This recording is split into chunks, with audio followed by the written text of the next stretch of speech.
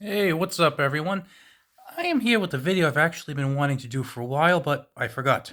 That happens. I am here with knives that would be good fifth pocket knives. I wear jeans a lot. I'm assuming a lot of you wear jeans from time to time at least. And I like autos. Gotta love switchblades. And I think maybe some of you might like switchblades too, judging by some of my videos. So um, I am here with some knives that are kind of short and work really well in a fifth pocket. I have a pretty good price range here. What I'm going to do is basically just point out the length of some of these knives. They're all pretty light. They're all like under probably about 2.5 ounces. I haven't weighed them. Some kind of shoddy like that, but I haven't weighed them. But I did think enough to compare them here. And if you look right around here, these knives are all about 3.25 inches. So these two here are 3.25 inches, 3.25, maybe about 3 1/8, less than 3 inches. And this one's about 3.5. So this is really the biggest one of the bunch at 3.5 inches. So they all fit comfortably in a fifth pocket. Um, I'm pretty sure I've carried all of these in my fifth pocket, to be honest with you. Like I said, so weight is low. They're small enough to fit in that fifth pocket, and they're autos, and autos are cool. So what I did was I arranged them from in order from least expensive to the most expensive. So this one right here, I've actually done videos on all of these knives. So I would encourage you, if any of these catch your eye, go back into some of my older videos. Some of these were done, like this one might have done maybe like 3 weeks ago. Some of them might have been done, like these guys here, probably like 2 years ago. So check them out. So this one is the cheapest one. This is the Lightning Fireball. The Lightning Elite, as you might be aware of, is a pretty good out the front knife. Excellent budget knife, actually. Those usually run around 25 to 30. Sometimes you can get them at Grindworks for about 20. This one I bought on sale for only $14.99. The blade on this is about in maybe 1.8 inches, I believe. Let's see here. Yeah, I'd say about 1.8 inches. So we got about a 1.8 inch blade. Now these are also known by the lovely phrase Cali legal, aka California legal, aka don't upset the communists. So, like I said, $15, and you know what? It works. I bought one of these, wasn't expecting too much. It was just the regular Lightning, and then I got the Lightning Elite, which is, I guess, a slightly better Lightning for like the same price, and it was awesome. And you know, now I have the Fireball, and if they have another sale on them, I'm gonna buy another one. This one is a side opening auto. This is the Boker Mini Kalashnikov. This is nice. It's light. It's snappy. This one has D2 steel. It's a little discolored from use and stuff like that. The whole copper wash thing doesn't really work too well. This is AUS8 steel. Has the aluminum on the edge. You could tell it's a little bit worn off from use because I use my knives. Anyway, pretty cool. These go for about $40, but sometimes they have sales where they're quite a bit less. And you know what? That one is actually one, two. That's about a 2.5 inch blade. I didn't think it was that long, but it's pretty cool. This one I love. This one is the Boker Stubby Strike. I love the Stubby Strike. This one was, I think these used to go for like 50 or 60, but you can get them for probably about 40 or so now. If you're not familiar with them, they have the Stubby Strike, the Mini Strike, and the Strike. I have the full-size Strike with brass scales. Really cool. This one has the safety on it, and as you can tell, kind of wearing off some of the finish because, again, I carried it daily for quite some time. This was a Christmas gift from my wife. This has about I should probably clean that, shouldn't I? There's all kinds of like tape residue and stuff on there. I got to do that. Anyway, hey, at least you know I'm actually speaking honestly about stuff I use. So this has about a 1.9 inch blade. I like this because it's a little bit thicker than you would normally get for a small knife. And I like that it kind of really has a nice spot here for your fingers to fit in.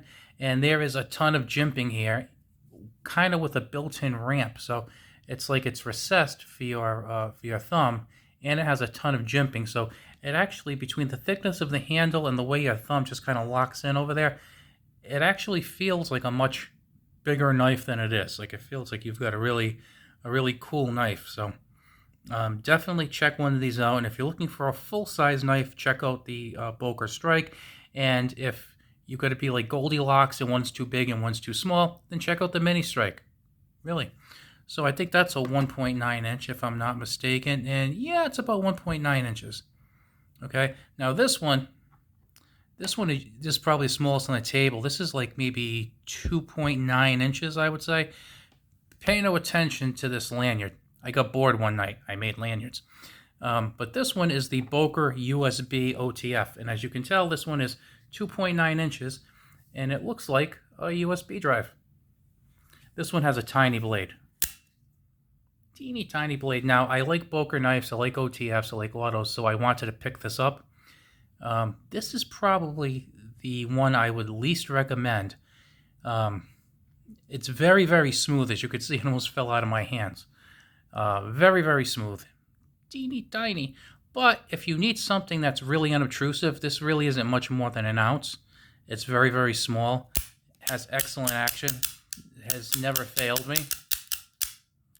Now, keep in mind, I haven't carried this as much as I have some of the other ones, but it's pretty cool.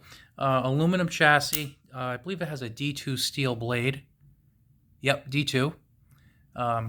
Pretty nice knife. Now, they're actually making these also in carbon fiber now, so that's something else to consider, you know. Like I said, not a bad knife. It's just that if I had to, if you told me you wanted to spend like $60 or under, and you asked me to pick an auto for you, I wouldn't pick that one. Like I said, it's not a bad choice by any means. I'd go with this one. So far, this is the one I would pick. And like I said, if you couldn't spend $40, I think you're doing really well with this one. It's another story. So now we're going a little higher now. So we had, like I said, I paid $15 for this. Normally they're about 20 or so, about 40, about 40-ish. This one, like I said, is about 60. Now we're moving up to ProTech land because you can't make a knife video without ProTechs. This is the ProTech Sprint. This is a tiny knife. This is actually a little bit of a family. If you look at the shape of this knife, the shape of the blade, this has a small handle and a small blade. They make one that's a step up with the same shape handle and the same size blade called the half-breed, and then they make one with the full-size handle and the full-size blade called the Newport. I have the Sprint and I have the Newport.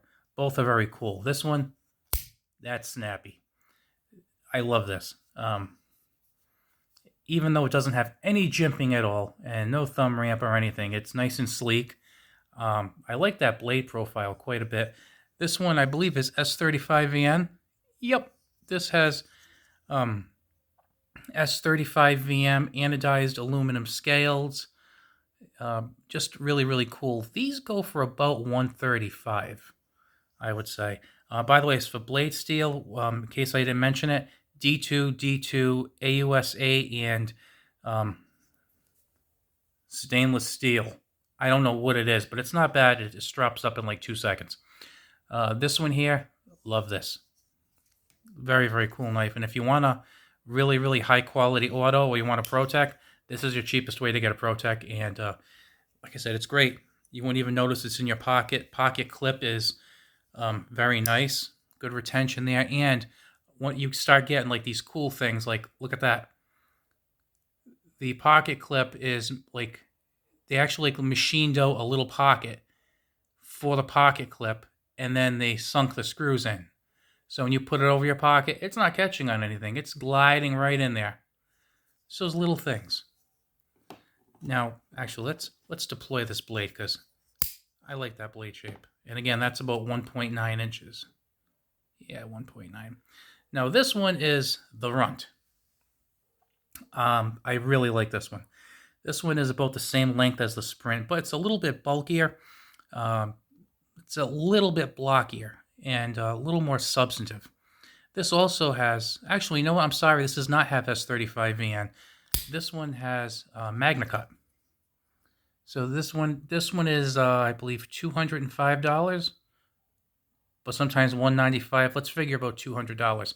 So we got a pretty cool drop point blade. You have a MagnaCut steel.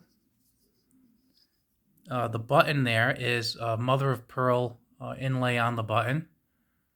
And the anodization is called the Del Fuego pattern. It kind of looks fiery. Now with the Del Fuego, if you can get 5 of them, and they're all going to be a little different. So it's like each one's almost kind of like custom made, and of course you get that nice kind of cartwheel effect on that knife on the pivot.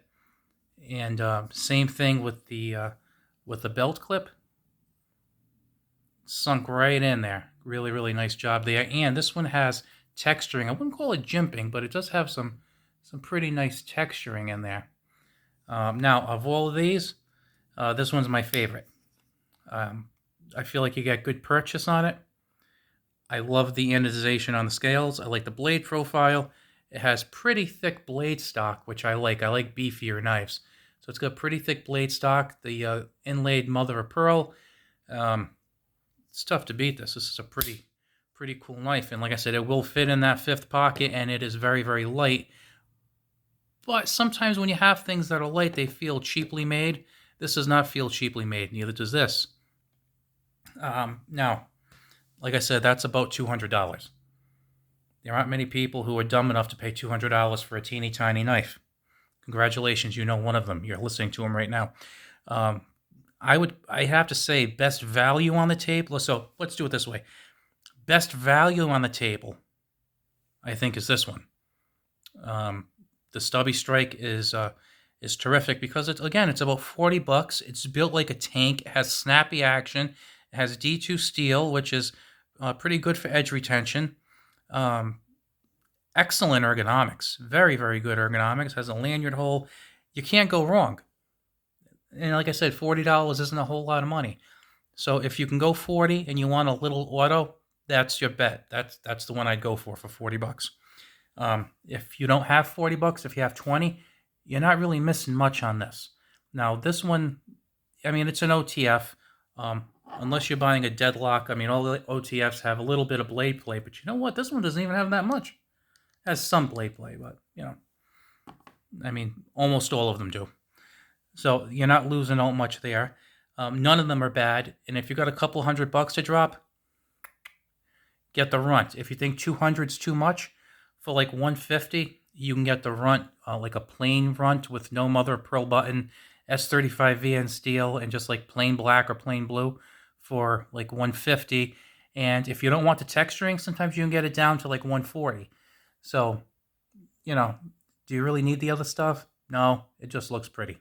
So there we go right there. I hope you enjoyed this. I hope that if you weren't familiar with one or two of these small autos that, you learned something new. Maybe you're going to go shopping for a new knife, which is always a nice thing.